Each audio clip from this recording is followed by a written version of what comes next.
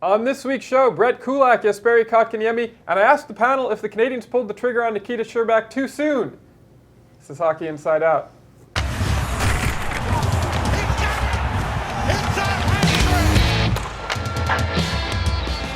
Welcome to this week's edition of Hockey Inside Out. We got the All-Star cast back with us on the panel, Mr. Stu Cowan, CBC Daybreak, Jessica Resnack, and Chris Nyland. Let's begin. In 1986, Mats Naslund was the last Canadiens player to finish in the top 10 in NHL scoring. Max Domi and Jonathan Drouin combined for 3 goals and 6 points in the Canadiens' 5-2 win over Ottawa on Tuesday night. Do you think either of those players will finish this season in the top 10? I don't, and it's not a knock on either of those guys. I think there's just so many superstar players in the NHL right now. After the game the other night, Domi's 27th in the scoring race and Drouin is 50th. But it's nice to see the Canadiens finally have some offensive punch. I mean, I could see them finishing, especially Domi being top 20, but to have a 1-2 punch like that offensively is something the Canadiens haven't had in a long time, and it's helping them win games, and it also makes them a lot of fun to watch.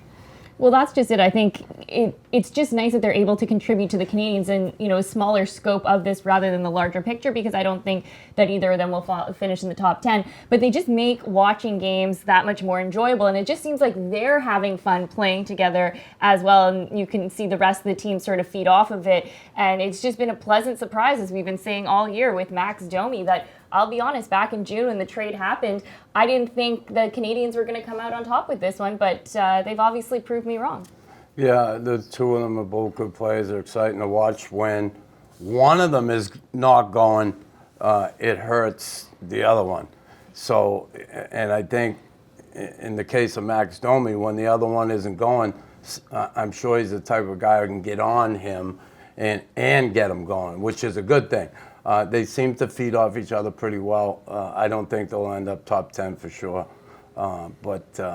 Yeah, Drouin was going last night, and that's the way he has to play more often. Like you said, he even back-checked last night. And that impressed me more than the 3 points. Listen, he's a good offensive player, no question about it, but he's got to work both ends of the rink. And he's going to have his issues at times, but last night, the back check, he got the first star from me. I think Domi's work ethic rubs off on Drouin. I mean, Domi goes as hard both ways. That's one of the things that's really impressed me. How he only scored 9 goals last year in Arizona and 4 empty netters, I don't understand. But after the game against Ottawa, Domi was saying that one of the keys to their chemistry is that they're really good friends, him and Drouin. He says, we're really good friends off the ice. We hang out together, we talk together, we razz each other.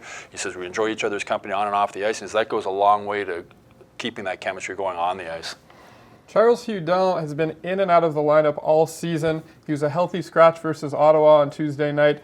How come he just can't manage to stay in the lineup?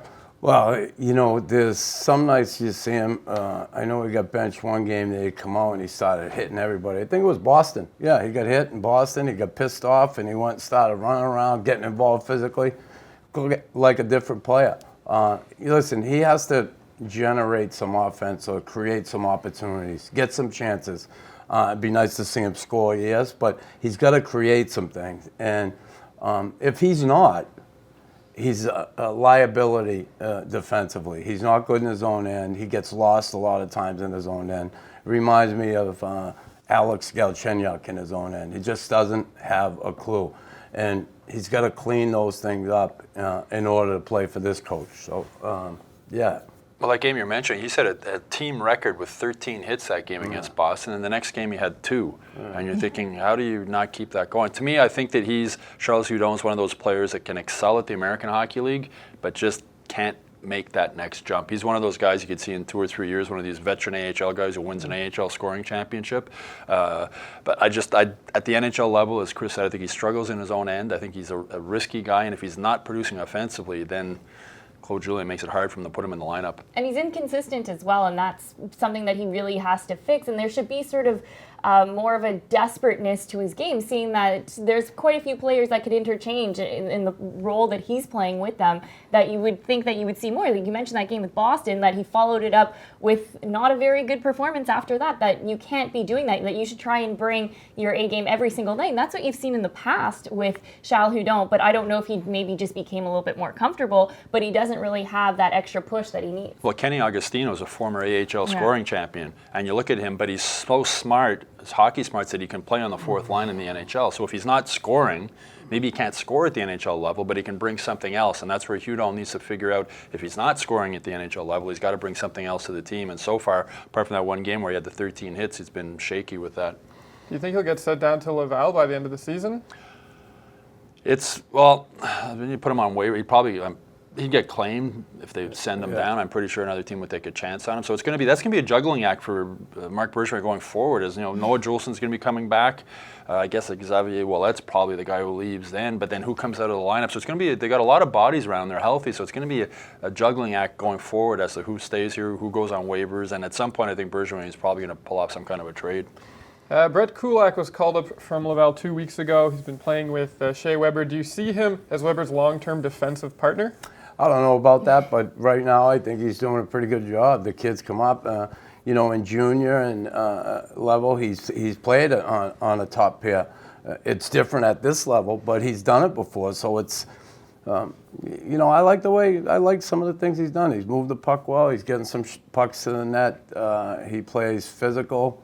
I like him. I don't know if it's a long-term thing. Listen, in this town, it's never going to be long-term. They could go get someone and put him there, and someone's always going to complain about who's playing with Shea Weber. And I don't think they're ever going to get that guy through a trade or a draft. I think by the time they get him in the draft, Weber will be retired. It's kind of the two questions in Montreal. Who's the number one center and who's going to be Shea Weber's D partner? And, Brett Kulak, he's been doing a great job, but I just don't think that he can continue this throughout the season, that this is a great little Band-Aid for now, but I still think that Marc Bergevin needs to try and go out and find someone to play with him because, in a few games, maybe in January or so, that it might not be Brett Kulak anymore playing with Shea Weber. Well, Schlemko lasted one game. Kulak's lasted 3, and the kid can skate. He can skate, and when I was talking to him, he said this key for him playing with Weber is to make sure he's open to give Weber an out when Weber has guys on him, and he's done a really good job at that. And the NHL, it's all about taking chances, making the most of your opportunities. Like this guy over here, I can't remember what round you were drafted, not because it was late. Right. Took advantage of his opportunity and turned into an NHL player. And I think with Kulak, Brendan Gallagher is another example. Late draft pick, was given an opportunity in Montreal. He's a top 6 forward now in the NHL. So there's nothing to say that Kulak can't stay in that position. This is an opportunity that the kid's been given. He's looked really good so far. He's smart. He's got good hockey smarts. As Knuckles said, he played against the top line in junior all the way up. Brendan Gallagher was his teammate in Vancouver in junior and really likes him. So I wouldn't bet money that he will stay there, but I wouldn't bet a lot of money against him because it's an opportunity and he's taking advantage of it so far. Nikita Scherbak was put on waivers last Saturday. He was picked up by the LA Kings as the team's 2014 first-round draft pick. He played only 29 games with the Habs and registered 7 points. Do you think the Canadiens should have given him more of a chance? Knuckles, you're a big fan of his, weren't you? Here's the deal. He does these big... Listen, when I go through a city, right, there's a road, that central artery that goes through the city. I usually take that one, but a lot of truck drivers may take the one that goes around the city, those perimeter roads, like the 30. Scherbak has a choice of going the 720 or the 30. He's taking the 30. Big swoops. He doesn't stop and go. It's a truck driver. Yeah, he just, he has tools, but he doesn't seem like he can put it together. This is a physical, tough game. He's got size and all that, but he's a bigger player that plays like a little guy that's kind of scared out there. I don't know. He always taking the long route, plays at the end of his stick, pokes a lot. Yeah, he got tools, but there's other guys that have tools too that do a lot more. And yeah, I just didn't see it. I didn't know. I saw one article about the Russian sniper gets to Montreal, and the Russian sniper, Anyway, I didn't care for him as a player, and who knows, maybe he'll go to LA and he'll make us all wish we didn't get rid of him, but I doubt it. No, I wouldn't bet a lot of money on that happening either. I think he's got the offensive skills. I don't know his hockey IQ is that good, especially in his own zone. And his work ethic has been a question mark right from the beginning. A couple of years ago, I was in St. John's when the Ice Caps were there, and Scherbak's first year in the AHL, and Sylvain Lefebvre, the coach, told me that the kid's he's just got to be more of a pro. He's got to learn to eat better and sleep better and train better. He said the game always came easy to him, and he said he figured when he got cut from the NHL and he went down to the AHL, he said, oh, I'm too good for this league. This is going to be easy. And then he realized it's not easy. I mean, he's not the first player that's ever happened to, but it was, I think, a bit of a shock to him. He's always been the best player on his team probably since he was 5 years old. And you get them when you're playing against men in pro hockey, it's a different game. And you need to be committed. You need to have the work ethic on and off the ice. And he just didn't have that. And I think the Canadiens just became frustrated and probably figured that maybe he'll never get it. So they just cut their ties and cut their losses as it is and let him go to LA. So, I mean, he'll get an opportunity in LA. They're the worst offensive team in the league. I'm sure they'll give him a chance to produce offensively, but I wouldn't bet a lot of money on him coming back to haunt the Canadiens. I was just surprised that they weren't able to get something from him in order to trade him, because the LA Kings are the first team up that had the choice once he hit the waiver wire to select him, that, you know, maybe you could have got a 4th round pick for him. You know, his stock really wasn't high, but for him to go on the waivers and really not get anything for him was a little bit surprising that Bergevin couldn't make something happen.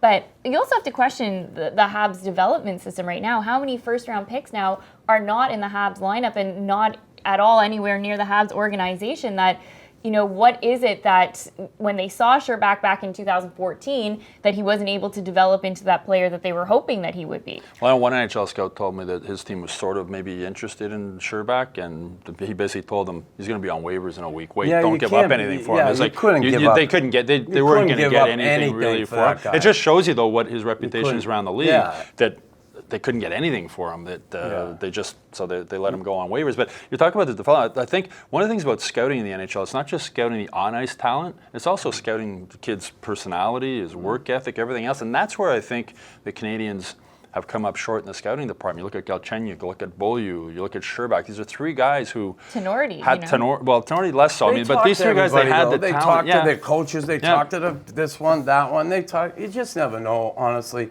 till a kid gets here. You can do all your homework you want, and you know, when a kid gets here, then you know everything's coming at them. The competition's here.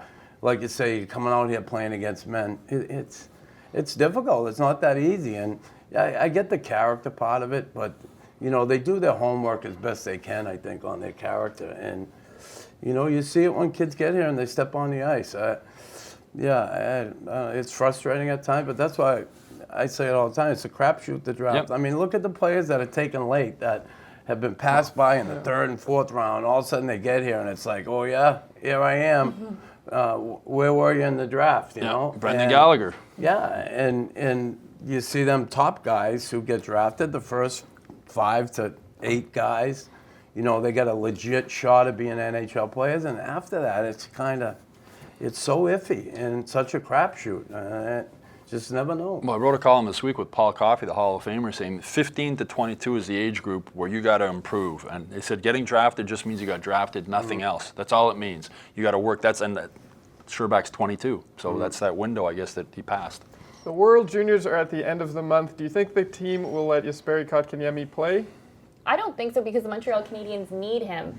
And at the moment, he doesn't really look out of place with the Montreal Canadiens. So I wouldn't really see a reason to send him to go play with Finland. If you compare to last year with Victor Mete and sending him with Team Canada, it was a little bit of a different sort of situation there. But the Canadiens need Jesperi Kotkaniemi in the lineup. Well, the Canadiens right now are in a playoff spot, and they're hoping to make it to the playoffs after missing 2 of the last 3 years. And as Jeff said, if Kotkaniemi goes, who takes his place? Like, who do you have better than him to play center on the 2nd or 3rd line, whatever it is right now? So I don't see them sending him down. I think the kid has proven he can play in the NHL, and if you can play in the NHL, you can play in the NHL.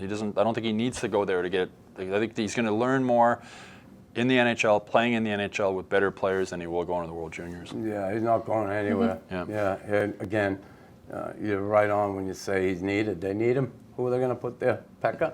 He only plays once every 6 games. They can't put him every game, though. And honestly, Pekka, I liked him last night. He sat out a few games, but again, Kotkaniemi, he showed he belongs. He's going to have his issues on certain nights, but he's going to come out. He's going to make some plays like he did last night, setting up that goal. Beautiful play, smart kid on the ice, good hockey sense, and you know, times he's going to get overmatched physically. but that's all part of the learning curve. I like where he's at, and he's not going anywhere. He doesn't back down though when he gets challenged physically, which is one He thing just I like. smiles. He'll say, yeah, he smiles, or he'll give a So he stick gets a back. punch in the mouth. Hi. That's all the time that we have for this week's show. Thanks for tuning in. Did the Canadiens give Nikita Scherbak enough of a chance, or was it time for him to go? Let us know in the comments section below. I'm Adam Sesser, and we'll see you next Thursday.